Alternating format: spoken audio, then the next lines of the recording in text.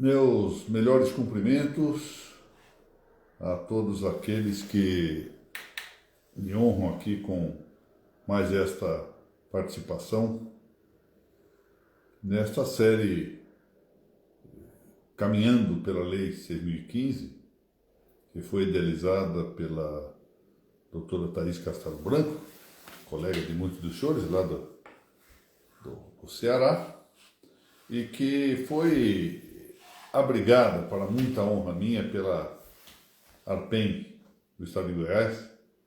Eu aqui então apresento os meus melhores cumprimentos ao Dr. Bruno Quintiliano Silva Vieira, presidente da ARPEN Goiana, bem como a minha querida amiga Evelyn Tonioli Valente, também dessa mesma entidade de Goiás, que na semana passada brindou-nos lá no Centro Universitário Ítalo-Brasileiro com uma brilhantíssima palestra acerca do tema da gratuidade no registro civil, com uma articulação notável, realmente digno de aplauso o que falou a querida amiga Evelyn, que já me deu a honra certa vez de colaborar num livro que eu tive também a alegria de coordenar. Bom,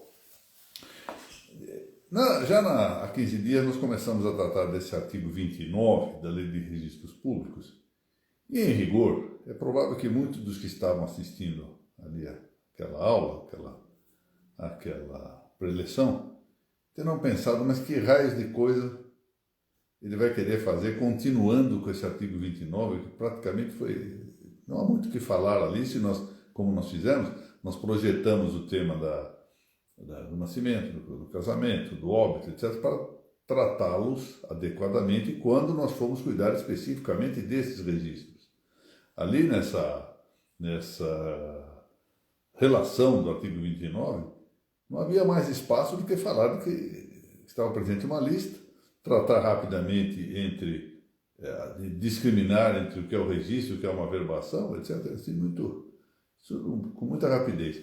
E ficou faltando, na verdade, apenas uma referência sobre o período de competência para fazer o registro da opção da nacionalidade, matéria que também pode ser perfeitamente tratada adiante.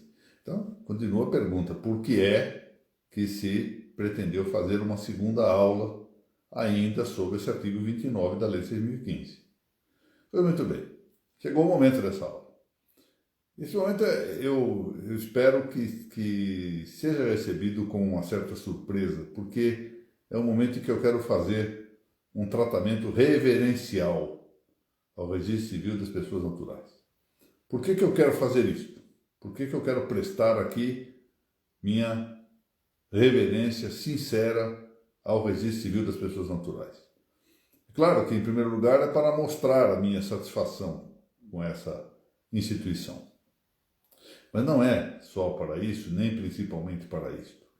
É, sobretudo, para que os registradores civis do Brasil, registradores civis das pessoas naturais do Brasil, possam, acaso, recolhendo aqui algumas das minhas palavras, tomar consciência novamente da relevância que tem no exercício de suas funções de registradores civis. Porque, é claro, quando nós nos encontramos, como é o caso, em uma situação em que os registradores civis das pessoas naturais se sentem muitas vezes asfixiados economicamente, financeiramente, por uma política menos prudente de gratuidade, de que tratou muito bem a doutora Evelyn na semana passada, como eu disse. Quando vemos esses mesmos registradores civis sendo incumbidos de trabalhos que não são próprios da atividade do registro civil, para poder desse trabalho eventualmente retirar alguma coisa para suprir as suas necessidades.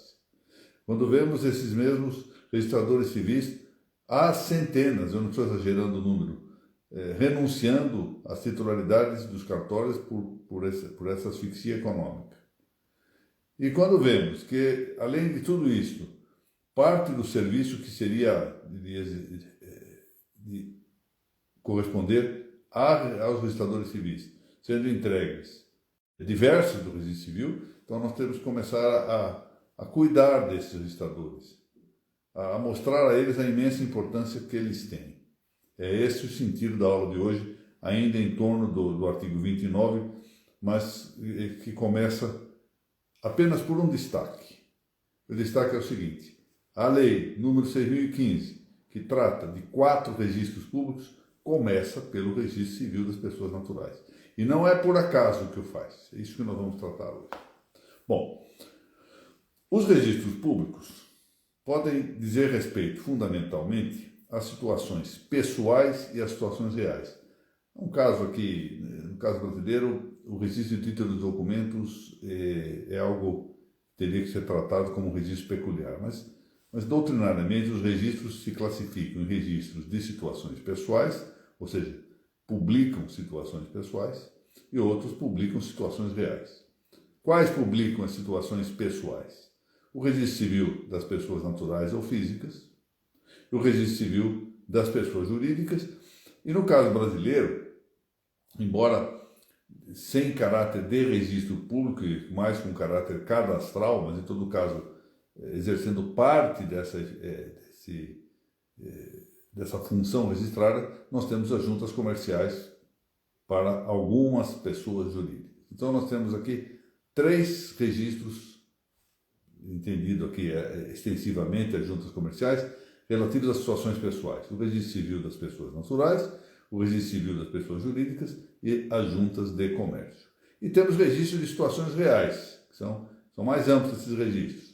Os registros de imóveis, os registros, ou melhor dito, cadastros, mas que exercem alguma função registrada quanto aos automóveis, os registros, esses sim, registros públicos de navios, registros públicos de aviões, de aeronaves, e ainda os registros de bens imateriais, registro da propriedade industrial, registro da propriedade intelectual, registro de propriedade literária, artística, etc. Muito bem.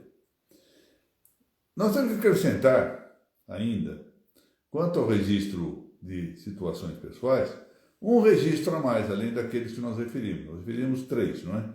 1 para o registro civil das pessoas naturais e 2 para o registro civil das pessoas jurídicas. Junta de comércio, extensivamente, e o registro público correspondente às pessoas jurídicas civis. É um registro que geralmente se costuma ignorar, mas que tem o caráter de registro pessoal, de situações pessoais sim, que é o rol dos culpados. Nós fizemos a faculdade de Direito, lá encontramos nos códigos relativos ao direito penal, essa indicação de que, proferida a sentença condenatória com trânsito de julgado, se lançará o nome do culpado no rol dos culpados. O rol dos culpados é um registro civil daqueles que são punidos criminalmente, daqueles que recebem a sentença condenatória penal. É o rol dos culpados. Muito bem. O que eu quero aqui mostrar, e depois de uma breve referência normativa que quero fazer aqui no Brasil, é algo muito interessante. Aqui o registro civil das pessoas naturais, tal como nós o temos institucionalizado, por exemplo, no caso brasileiro e em grande parte do mundo, pode-se dizer, afirmar que em toda a parte do mundo, ou ao menos no direito ocidental, com toda certeza, ele representa, na verdade, como é comum nas manifestações institucionais, uma certa recolha analógica do que ocorre no âmbito da comunidade. Nós vamos ver isso. Os registros atuais, o que fazem é institucionalizar antigas práticas. E tanto essas práticas eram importantes na forma como elas eram realizadas anteriormente, quanto o são atualmente com a forma institucionalizada.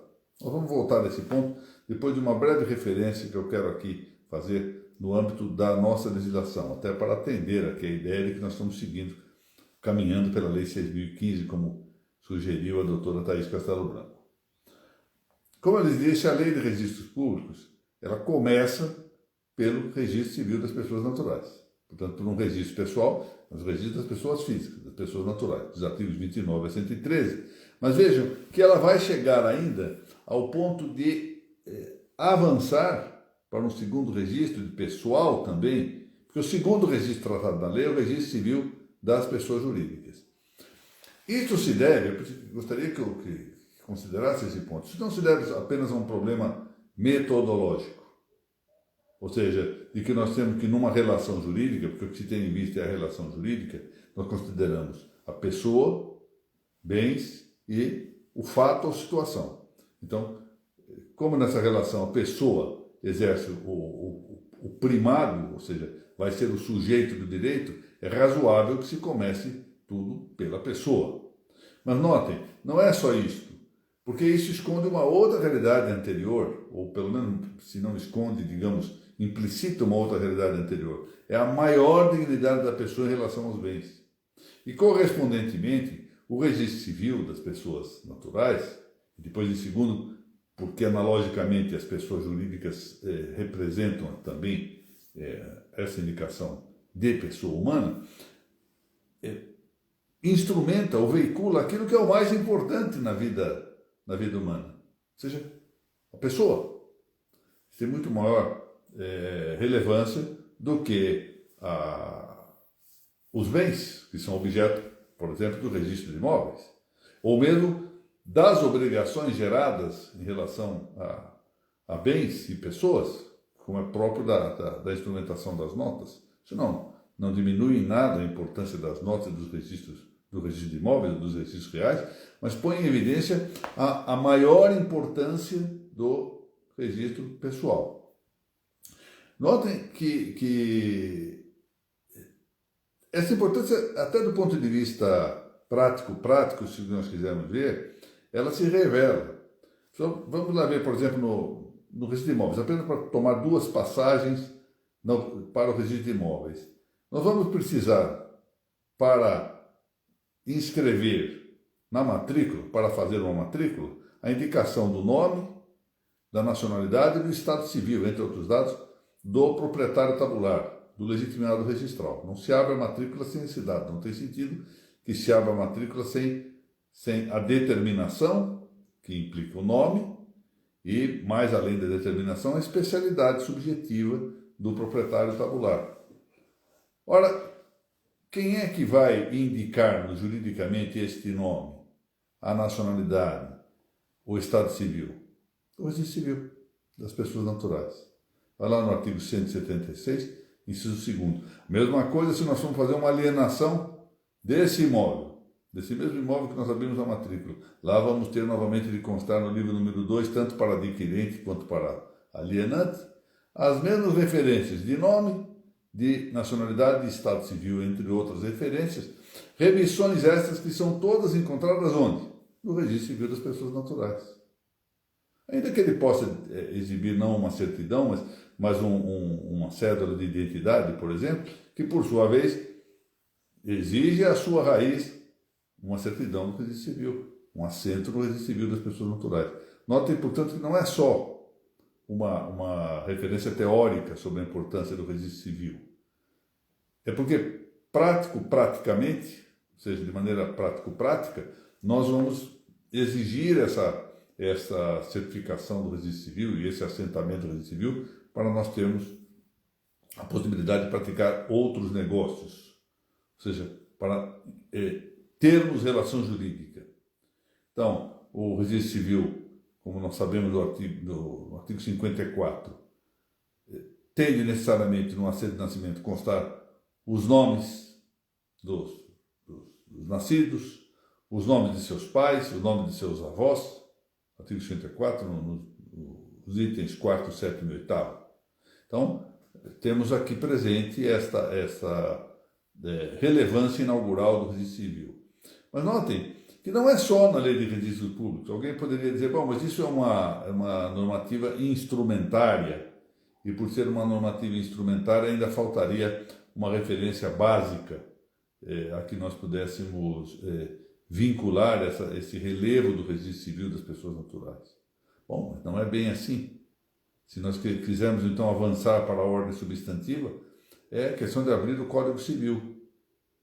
E vamos lá encontrar, por exemplo, no artigo 2º desse Código, do atual Código Civil de 2002,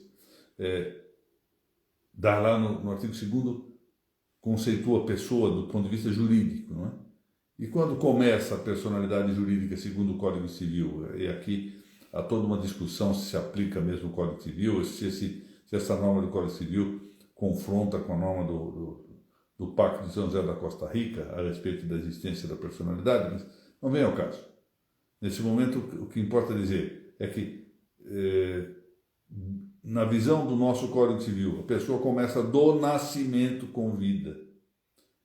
E muito bem, esse nascimento, diz o artigo 9º logo à frente, terá que ser registrado. Então, na verdade, nós vamos, se não propriamente constituir a personalidade pelo registro, vamos declará-la e como um elemento indispensável para que adiante se vá fazer todo tipo de outro negócio jurídico, outra relação jurídica. Mesma coisa se formos no artigo 6º, vamos lá ver que é esta mesma personalidade jurídica, essa pessoa cuja personalidade, juridicamente, né, começa com a vida. Eu digo juridicamente porque, ao fundo, a pessoa começa desde a concepção. Aliás, a própria lei garante os direitos do nascituro. Isso é um problema técnico de nomenclatura. Pois bem, essa mesma pessoa, a sua personalidade termina com a morte, artigo 6º do Código Civil. Mas essa mesma morte, o óbito, o decesso, deve ser levado a registro, artigo 9º, sem o qual registro não será possível uma série de coisas. Pense-se no inventário se não houver uma certidão de óbito. Aí está o problema. O registro civil passa a ser um instrumento para que se reconheça e se possa exercitar todos os atos que correspondam à imensa dignidade da pessoa. Que é evidente, sem aqui termos de incursionar em outros aspectos, que é evidente em face de todas as coisas, de tudo aquilo que não é pessoa. Pois muito bem. Mas eu dizia, o que faz o registro civil, e esse é um aspecto grandioso da consideração do registro civil, e eu fico sempre a imaginar, eu me lembro aqui da forma como eu conheci pela primeira vez a figura, pelo menos o nome de um notário. Eu já tive a oportunidade de contar isso. Isso serve de analogia para que nós consideremos a relevância da figura do registrador civil. Eu era ainda jovem, tinha meus 16 anos, quando, estudando numa escola pública, eu fiz o curso primário, o curso ginasial, e naquele tempo havia o curso científico, não era? Bifurcava, clássico e científico, e como eu pretendia fazer medicina, eu fui fazer o científico. Mas no curso científico havia lá uma grande professora de português, a minha saudosa professora Guilmar Caran, que realmente fazia os alunos estudar Luís de Camões. Uma coisa impressionante, como ainda tenho até hoje de memória vários dos sonetos de Camões, porque ela nos fazia memorizar, e cobrava em sala de aula a memorização de Camões. E isso se estudava bastante a fundo no Camões. Eu me lembro que ela seguia um grande livro de literatura, do Massaú Moisés, ou Massou Moisés, como quer que se pronuncie isso. E eu fiquei surpreso quando ela, em determinado trecho da aula, e baseando-se no livro do professor Massaú Moisés, diz isto. Camões se inspirou muito em Petrarca, foi influído por Petrarca. E Petrarca era filho de Petraco. Aquilo para uma criança de 16 anos era muito estranho que alguém se chamasse Petrarca e não bastasse isso, fosse filho de um Petraco. E eu fiquei interessado aqui nessa história. Naquele tempo, é evidente, não havia internet, não havia nada. E então fui buscar, nós tínhamos lá em casa uma enciclopédia, a famosa enciclopédia Barça, que se comprava a prazo e era a internet de hoje. Então vou lá buscar na Barça quem era Petrarca. E aí descubro que Petrarca, de fato, era filho de Petraco, um famoso notário. Então, que coisa é essa? O que é um notário? Que coisa é um notário? E fui tentar estudar o que era notário. Meu pai me havia dado um dicionário e eu, então, fui verificar lá que coisa que diziam que era um notário. O dicionário não me esclarecia muito bem. Alguém que dá forma legal a documentos. Como assim? Quer dizer que o documento não tem forma legal, ele torna legal alguém que legaliza documentos. E aquela dúvida, e isso me encheu o espírito. Realmente me encheu muitíssimo o espírito. Ficar imaginando que eu podia um dia me encontrar, me deparar com um notário. E o orgulho, esse é o ponto. A vaidade que teria o notário de poder dizer que ele era alguém que exercia a mesma função que Petraco, o pai do grande Petrarca. Bom, digamos, o senhor diz, isso é uma coisa ingênua de um menino de 16 anos, mas vejam agora, se não é para o registrador civil ter orgulho, justa vaidade das funções que exerce. Como eu disse há pouco, a boa parte das entidades artificiais que se criam, entre essas entidades artificiais, aí se encontram as notas e os registros. Elas não brotam como elementos naturais. Elas têm algo de natureza. Isso um dia nós podemos cuidar, mas deixemos isso para lá. Elas são artificiais em boa parte, em grande medida. Mas essa artificialidade não significa arbitrariedade. O que o registro civil faz, a seu modo também o registro de imóveis faz, as notas fazem, o registro de documentos, etc., são condutas de recolha analógica de comportamentos da comunidade. Ou seja, apanham coisas que já estavam na comunidade e institucionalizam, funcionalizam, tratam de algum modo de acomodá-las, de certo modo, de discipliná-las, mas é uma recolha analógica. O registro civil antigo se exercia de dois modos. Indiretamente, como é resultante das próprias solenidades. Então, a solenidade do casamento, a solenidade da morte, a solenidade da festa que se dá quando nascia uma criança, aquela euforia doméstica, quando a parteira dizia nasceu a criança, etc. Então, o que havia de comum nessas situações, que é a chamada publicidade que resulta do próprio caráter solene? A expressividade, a necessidade de comunicação. Isso responde, na verdade, a um princípio metafísico de que o bem tende a difundir. Nós todos somos inclinados à difusão do bem. O bem tende por si próprio a difundir. Então, isso no ambiente social significa, olha, a alegria de dizer, olha, nasceu meu filho. Nós fazemos isso até hoje. Outro diz, olha, vou casar, me dão notícia, fazemos convite de casamento, etc. E a tristeza também. Quantas vezes somos obrigados a comunicar, olha, tem uma notícia triste a dar, mas eu preciso comunicar às pessoas. Isso faz parte do ânimo, da alma social do homem. E isso aos poucos se foi transformando digamos, num aspecto seminal do que é hoje o registro, do que hoje se representa com o registro. Então, por exemplo, se nós pensarmos, vamos pegar alguns aspectos apenas, vamos em Atenas, coisa antiga, a história antiga dos gregos. Isso porque nós teríamos alguma dificuldade para apurar isso na história mesopotâmica, porque os dados são muito segmentados, mas podemos com quase toda certeza afirmar que de algum modo se passava igualmente nas três civilizações grandes da Mesopotâmia, os sumérios, os assírios e babilônicos.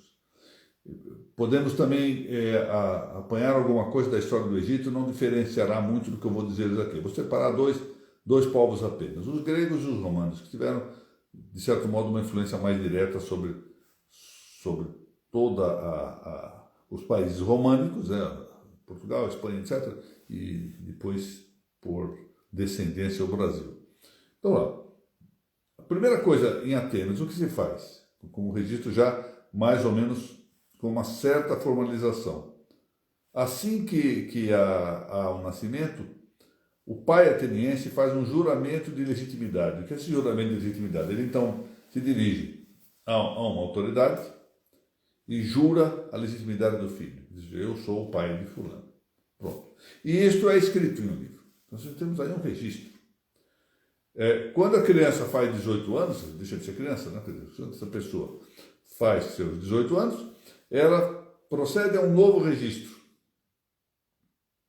E aí começa, na verdade, a ideia de complementação de seu nome. Com 18 anos em Atenas, então se complementa o seu nome.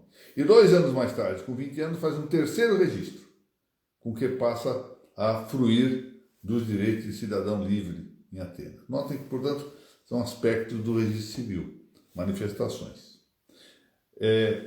Em Roma, nós vamos ter situações interessantes com 2 leis. A Lei Aelia Sensia, que é do ano 4 depois de Cristo, e a Lex Papia, que é de 9 depois de Cristo, igualmente fazendo com que os nascimentos fossem comunicados à autoridade romana, que os escrevia em um livro. Notem, portanto, que aí está exatamente o registro civil. Mas aí o tema pode ser de uma dificuldade. O registro era facultativo.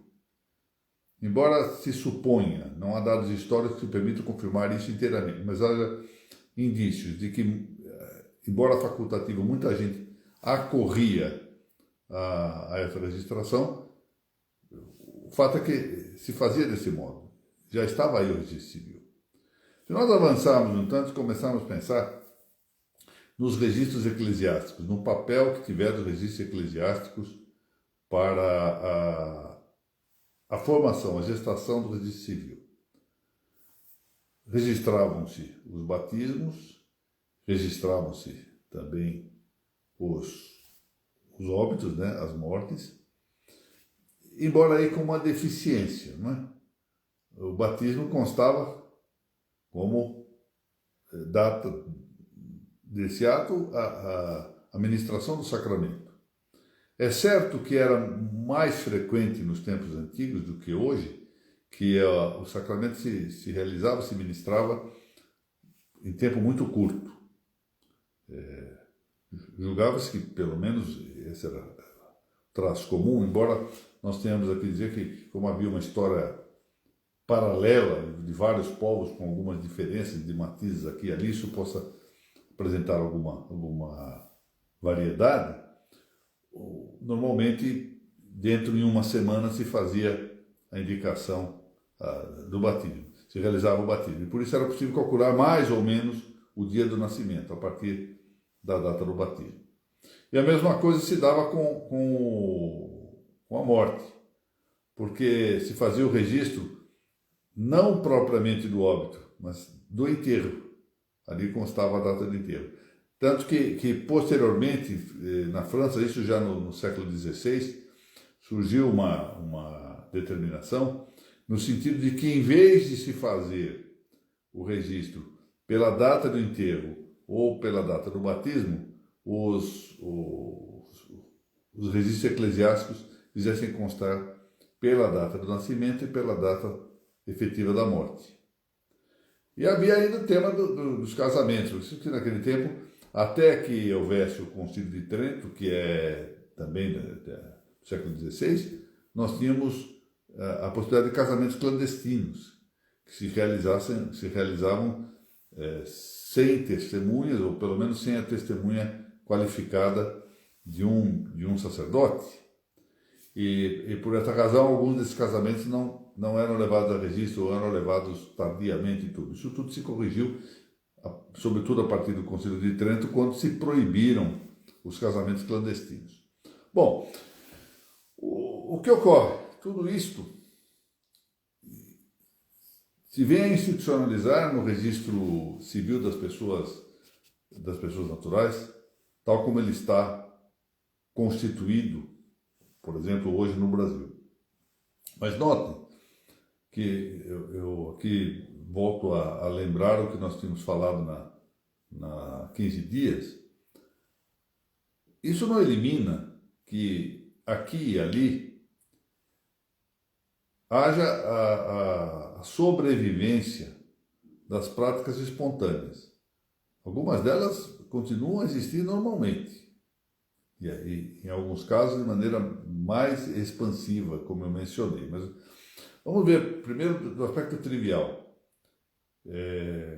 Quando os meus netos, eu tenho 3 netinhos, quando os 3 nasceram, eu comuniquei a um montão de gente. Era preciso expressar a minha alegria pelo nascimento dos meus netos. Quando meu pai morreu, eu fiz a mesma coisa, comuniquei a morte do meu pai para os amigos, para várias pessoas. Fiz até mesmo uma noticiazinha para colocar no jornal. Então, nós todos fazemos isso. Quando nós nos casamos, nós fazemos um convite, seja que o casamento vá se realizar com festa ou sem festa, não importa, nós comunicamos esse fato. Fato social importante também. Então, vejo que até do ponto de vista, pois, da comunidade, da nossa própria vida, fazemos isso de maneira trivial. Mas aqui eu chamo a atenção para o fato de que vai um pouco além. Lembrem-se, eu havia mencionado isso há 15 dias, ou seja, aqueles volantes que circulavam, por exemplo, em Jundiaí, e ao mesmo tempo um automóvel com um alto-falante dando notícia da morte de uma pessoa importante na comunidade, ou então, como eu vi na cidade de Coimbra, colado nos postes e nas paredes, notícia de morte, e notícia de casamento, e notícia de nascimento, ou à frente da Porciúncula, aquela igreja lá de Assis, o grande quadro de avisos onde tudo ali se faz, se avisa como se vai se proceder. E até hoje há outros elementos. Se nós entrarmos, por exemplo, numa igreja católica, vamos encontrar no painel de avisos os editais de proclamas de casamento, que também são objeto do registro civil. Mas na igreja católica também se faz isso. Antigamente se fazia por meio de proclamações orais à porta da igreja. Em alguns lugares, segundo consta, em cidades pequenas, ainda é assim. Sem prejuízo de se publicar os editais por escrito, há a tradição de se falar que alguém vai casar-se, não é? Não foi assim, para quem gosta de literatura, e vale muitíssimo a pena, não é assim que começa aquela grande obra de literatura, o melhor livro, o melhor romance que li até hoje, Os Noivos, de Alessandro Manzoni. É quando o bandido da cidade, chefe da cidade, dos criminosos da cidade, fica sabendo do casamento que se vai realizar ali, que ele fica sabendo pelos proclamas, socialmente. Então, há uma certa convivência entre a prática social e a prática institucionalizada dessa publicidade. Mas o que eu quero chamar a atenção é que exatamente isso põe à mostra a imensa importância maior que tem o registro civil do ponto de vista das pessoas naturais, em primeiro lugar, do ponto de vista social e político, em relação aos demais, em relação às notas e em relação aos registros de imóveis. Outra questão do ponto de vista econômico, se me disser, não, mas o registro de imóveis e as notas têm mais importância econômica, não se trata disso, estou dizendo da importância social e política. É um argumento, aliás, trivializado muitas vezes, mas aqui não falta uma boa dose de razão, de que as pessoas podem não ter um automóvel, as pessoas podem não ter uma casa, as pessoas podem não ter necessidade de fazer uma escritura pública, mas as pessoas têm necessidade de se inscrever no registro civil para que possam ter identidade, para que o seu nome possa ter uma expressão jurídica, uma consolidação jurídica. Então, isso é que é preciso considerar quando nós pensamos no registro civil. Virou moda agora um outro tipo de registro civil extremamente... registro civil aqui entre aspas, na verdade é um cadastro, mas que não deixa de ser uma registração, embora não pública, embora não dotada desse caráter estricto sensu registro público, que é o do cadastro dos inadimplentes. É outra forma com que a sociedade vai criando indicações importantes para a sua convivência. Note, pois, que o registro civil não é algo que se cria burocraticamente, que se institui para atender a interesses, como costuma-se dizer, interesses emolumentares, etc., para atender a simples interesses estatais, no limite, mas ele emerge como eu disse há pouco, como uma institucionalização que, de certo modo, faz uma imitação analógica daquilo que ocorre quase espontaneamente na vida social. E, pois, para concluir esse ponto, isto é o que põe à mostra a razão pela qual o nosso ordenamento dos registros públicos, que é a Lei 6.015, não começa por qualquer registro, começa pelo registro civil das pessoas naturais. Porque nisso reconhece a maior importância social e política que possui esse registro, sem cujas inscrições não seria possível pensar em relações jurídicas, ao menos com as garantias, as custódias necessárias para que elas bem se realizem. Então, o detrimento econômico, porque passa o registro civil das pessoas naturais, essa verdadeira asfixia, esse socorro que, de certo modo, o expolia das atividades próprias para pôr-se a serviço de atividades burocráticas, ou mesmo comerciais, de extração de outros documentos, etc., só para poder sobreviver, dadas as dificuldades que encontra, põe à mostra uma injustiça nessa remuneração. Eu continuarei sempre militando em favor da justa retribuição do registro civil. E se é para fazer, como se pensa fazer isso, ao Estado cabe, alguma forma de subsídio aos usuários do serviço, pois que o Estado arque com isso, em vez de fazer com que isto seja um elemento de oneração dos registradores civis. Muito bem. E com isso, agora sim nós podemos dizer que está concluído o artigo 29, o exame do artigo 29. Porque agora nós justificamos com a aula de hoje a razão pela qual se inaugura o tratamento específico da primeira das 4 espécies dos registros públicos que estão tratados na lei pelo registro civil das pessoas naturais. Agora há um motivo. Não foi uma escolha ao acaso, não foi um sorteio, não foi nada disso. Foi uma escolha feita por uma razão muito profunda, ou seja, exatamente do relevo, da grandeza do registro civil e dos motivos pelos quais o registrador civil tem justas razões para orgulhar-se da sua história, de seus antecessores históricos. Muito bem. E desse modo nós hoje concluímos essa nossa pequena aula. Eu quero mais uma vez agradecer a imensa oportunidade que me dá a ARPEN de Goiás de eu poder estar aqui nessa prestigiosa página que ela mantém no Instagram.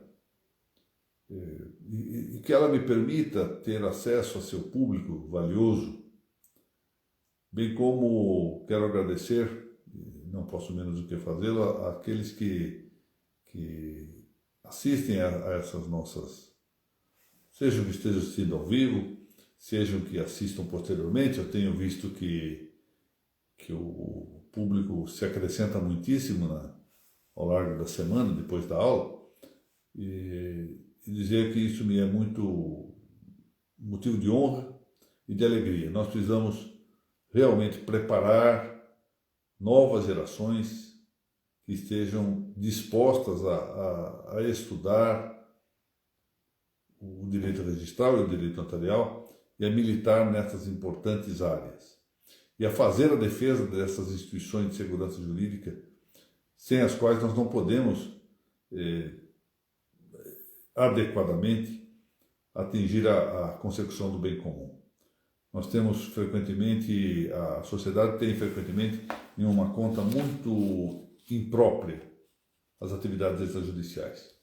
E cabe a nós, que estudamos essa matéria, transmitir à sociedade as informações adequadas para que a sociedade se dê conta, tome ciência e consciência do relevo dessas atividades. Agradeço mais uma vez ao Dr. Bruno Quintiliano Silva Vieira, presidente da ARPEN de Goiás, portanto, por esta oportunidade que me concede, e por igual, não posso menos do que tornar a agradecer a querida amiga Evelyn Tonioli Valente por esse apoio que me dá e publicamente tornar a parabenizar a excelente exposição que ela fez na semana passada no Centro Universitário Ítalo-Brasileiro, em que eu participei honradamente da palestra que ela ali proferiu, satisfeito da vida, porque eu coordeno lá nesse Centro Universitário um curso de pós-graduação de notas e registros. E ter a Evelyn ali falando do jeito que falou, com a autoridade do que falou, a clareza, a profundidade, seguramente angariou predicados para o meu curso lá. Então, fico muito satisfeito e agradeço muito a Evelyn por isso. Meus caros, voltaremos dentro de 15 dias, se Deus assim permitir. Vamos tratar então dos artigos 30, acho que 30 e 31. Eu durante a semana vejo isto e faço a indicação correta. E também não posso deixar de agradecer a ARPEN de Goiás, porque muito generosamente recebi aqui um convite para participar de um evento no mês de junho, que devo falar sobre um tantinho sobre o tema da prudência na atividade notarial, não sei se notarial e registral ou se só notarial, não importa. São espécies de um só gênero da prudência jurídica. Então agradeço muito a honra desse convite. E desejo a todos uma boa quinzena aqui para frente. Que Deus nos guarde.